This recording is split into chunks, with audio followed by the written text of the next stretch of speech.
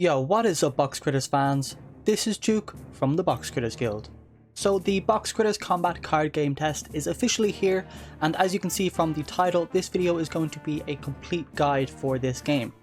So in this video I'm going to be talking about how this card game works, how you can collect other cards, and then how you can beat the hardest level, which is against the king in the castle. So to load up the game, just type in /game into your chat bar and press send. For the time being, the game is not completely connected to your critter, and coins you earn don't get added to your critter balance. However, your progress does save within the game, but apparently if you clear your cache, your progress is deleted, so please don't do that. So yeah, I'm just going to type in /game and the game should load up. So yeah, as you can see, when you load up the game, you are presented with the home screen, and we can hear the awesome music that Screenhog was working on. So when you press start, you are presented with all of the locations where you can battle, and you can view your collection of cards as well. And really quickly, something I wanted to point out, in my last video I made some guesses on how I thought this test game would kind of look, and this was the mock-up that I made, which to be honest is pretty accurate to how it actually is, so just thought I'd point that out. So first let's take a look at our cards. You see your critter in the top right, and you notice that the username is different to my actual username, which that is because, you know, this isn't actually connected to our critter yet. You can also see the amount of coins we have earned playing this game. This isn't the amount of total coins our critter has, just the amount of total coins we have earned playing this game. And then we can see our entire card collection, which you can receive more cards by defeating monsters. Then you can see your active deck on the right, and you can see that there are a total of 20 cards you can have in your active deck. Then up here you have your reset deck button, which you can choose to do if you want to reset all of your cards. It doesn't delete any of your cards, it just takes all your cards out of your active deck. And to put cards in your active deck, you can just drag them over, and you see if you have like a multiple number, like I have multiple number of long swords here, you see I can just drag them on top and they'll stack, and you see an ×2 is now on top of those cards as well. So if we go back on the home page, you see we have your 3 locations. Forest is the easiest, cave is like intermediate difficulty, and then the castle is the hardest. And each location has 3 different levels. So in the forest you have the level with 1 brown spider, which is 4 HP, then the second level with 1 purple spider with 6 HP, and then we have the third level with 2 brown spiders that both have 4 HP each. In the cave you have the first level, which is 1 brown spider with 4 HP and then a purple spider with 6. Then the second level is 1 elf snowball monster with 8 HP, and then the third level is the 2 purple spiders. Then in the castle, the first level is the 2 kind of elf snowball monsters with 8 HP each. Then the second level is the 1 elf snowball monster, and then the large snowball monster, which has 12 HP. And then the last level is the elf snowball, and then the king that has 20 HP. Okay, so let's head into the forest and I can show you guys how the user interface works and how all the cards work and what each symbol means. You can see here is your critter, and underneath it shows your health bar, and I presume in the future it'll show your username above the health bar, and then when eventually we unlock different critters, it'll show our current critter there as well. And then above us you see the monster that we are battling and its health bar as well. So over here is your hand of cards. So we always have 3 cards to choose from, and how we apply the card is by dragging them. So if I want to apply this card to the monster, I will click and drag it over to the monster. And you will see the red arrow goes above its head, and the effect of the card will then be applied. And as you see, our current hand is then updated with a new card from our deck. And if we wanted to apply a card to ourselves, we just drag the card to our critter and the effect will be applied then. Okay, so now I'm going to go through all of the effect symbols that we see on each card. So the first symbol is this damage symbol, which is pretty self-explanatory. This shows the damage that will be applied, and the number on top shows how much damage is going to be applied. Like you see on this sword card, there is a number 2 on top, so 2 damage will be applied. The next symbol is the heal symbol, and this shows a healing effect, and the number on top of it shows how much it'll heal by. Like we see on this hot cocoa card, it'll heal and give us 2 health.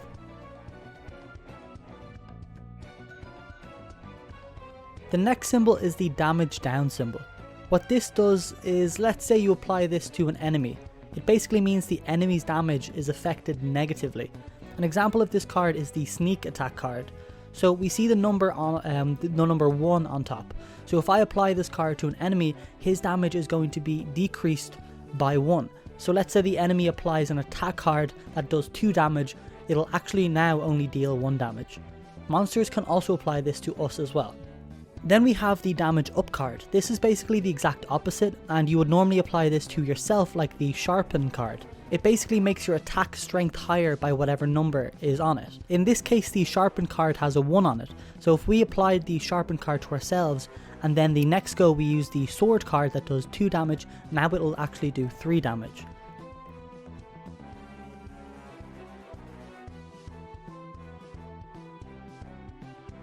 And see the way there is a ×2 just underneath the symbol? This means that it will be applied for 2 goes, and monsters can apply this to themselves also.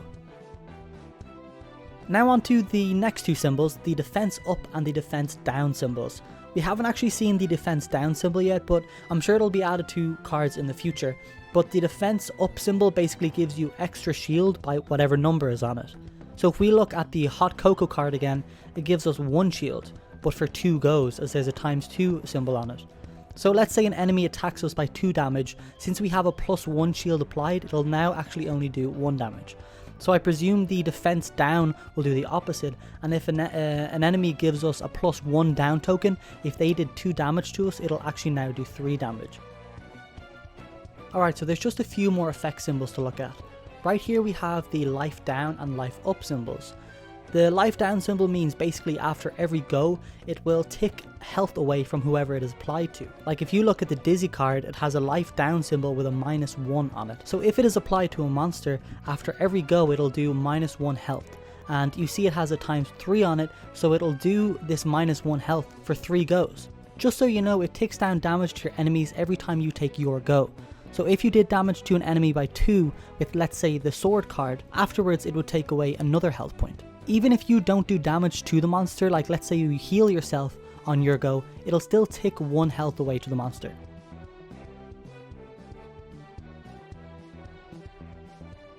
We don't actually have the life up on any cards yet, but I presume it will do the opposite, and if applied it will give us or the monster +1 health after every go.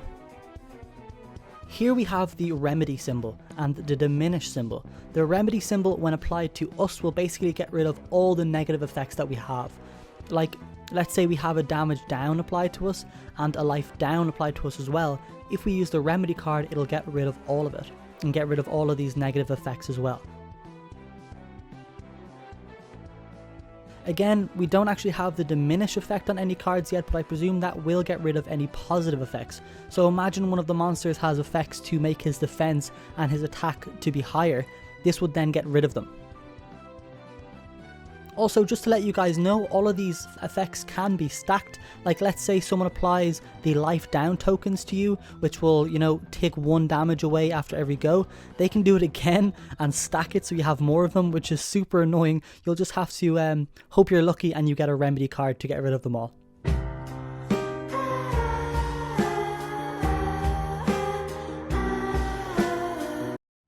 So how do we know what cards I can use against monsters and what cards I can apply to my critter? Well, if you notice, each of our cards have icons above the boxes where the effect symbols are shown. So let's go through all of these icons that show up on our cards. So if we look at the hot cocoa card, you can see this green arrow icon. This means that you can apply this card to yourself, and whatever the effect is in the box under the arrow, it'll be applied to you. If you see on the right of the card, it has a green smiley face as well. This means that the effect in the box below the smiley face will also be applied to an ally or a friend. This doesn't really do anything now as we don't have multiplayer yet, but there will be multiplayer in the future. You will mostly see enemy monsters using cards with these icons on them, as they can currently apply them to other monsters they are with. Then there's 2 other icons. We have the triple green smiley face. This means that the effect in the box under it will be applied to all of your teammates. If maybe you have a team of 3, it'll be applied to all of them. And then the last kind of friendly effect icon is this one here, which is the friendly splash icon. This icon basically means that the certain effect will splash onto and be applied to the rest of your team. Like for an example, if you applied 3 health to yourself, the card might show that 1 health might be splashed and applied to the rest of your team. So now let's look at the icons that show us how we can apply this card to an enemy. It is basically the exact opposite of the ones I just showed you. The single red face icon means we can apply the effect to the enemy or a monster. You can see this on the long sword card. And then the triple red face icon means it will be applied to all enemies, like we see on the toboggan card, 2 damage applied to all enemy monsters. And then we have the enemy splash icon, like we see on the long sword card as well. After it does 3 damage to the enemy, 1 damage will be splashed to other enemies. And yeah, that's all the effect symbols and application icons. I know it's a lot of info, but if you get lost you can just go back on the video and listen again. So here are all the cards that the monsters can use against us. You should know exactly what every card does by now, I hope. If not, just go back on the video and re-watch some of the points again and hopefully you'll understand it by then. And here are all of the cards that we can use. Some of these cards we don't have when we start, but we can get by battling monsters. So basically, when you defeat monsters, these monsters will drop some cards. I'll talk a little bit about that in a second. Also in the screenshot there are some cards that aren't even added in the game yet. I do hope soon Rocket Snail will do an update and add some of these cards in, because it looks like we kind of need them right now. I'm struggling at the moment and can't seem to defeat the king. So yeah, it would definitely be handy to get some of these cards in the game so we can use them. So yeah, that's basically everything you need to know about how the game works. So how you get other cards is by monsters dropping them. As you see, when you defeat monsters you get coins. Well, sometimes you also get a card as well. So the best way to progress is to start off in the forest, and eventually the brown 4 HP spiders will eventually drop a sword card or something, and you basically want to keep fighting in the forest until you get rid of your starter damage cards, which are like the big stick and sucker punch cards that do only 1 damage. So when you unlock cards like the sword card, go to your deck and get rid of your 1 damage cards and replace them with your 2 damage sword cards after you collect them. Honestly, this can be a bit of a grind, but as you keep battling you will eventually upgrade your deck. Once you have enough upgraded cards and you can easily beat all the enemies in the forest, you're going to want to then go to the cave and fight the monsters there. Eventually you will unlock more cards like the slingshot, which you normally get by defeating those elf snowball monsters. Sometimes the elf snowball monster and the purple spiders drop a longsword, which is an awesome card. So you're just going to want to keep battling in the cave until you get more and more upgraded cards. This is when the game becomes a bit of a grind, because I have something like 22 sword cards, and it was kind of super annoying because I needed more long sword cards and cards like Dizzy and Stealth Attack so I can move to the castle. But for some reason I just kept getting sword cards. So yeah, it does take a while. Then eventually when you have enough upgraded cards, maybe something like 5 long swords in your deck along with all of your healing cards, 2 Dizzy cards, some normal sword cards, etc. Once your deck is, upgraded enough, you can move on to the castle. And apparently by defeating the big snowball monster, you can sometimes get a really rare card called the super long sword, which is quite a strong card. So once you gather even more upgraded cards, then eventually you can try defeat the king. Honestly, in this process I wouldn't even bother fighting the king, because you're just going to get wrecked. So just press, in my opinion, just press the chicken button until you get the other monsters in the castle. And yeah, that's basically it. Hopefully soon Rocket Snail will be adding more of those cards in with the next update, because we do definitely need them. I hope you enjoyed this guide, and I hope you guys have fun with this game. It's super awesome. The whole Box Critters team did an amazing job. Make sure to leave Rocket Snail some of your feedback and report bugs to him on Twitter. I think the next thing they're working on is adding the ability to save your cards, etc. onto your actual Box Critters account and stuff. So yeah, this is a test version. It might be a bit buggy, but to begin with, but that's why we're here to test it. And that's going to be everything in this video. Leave a like if it helped you out, subscribe for more Box Critters content in the future, and I'll see you in the next one.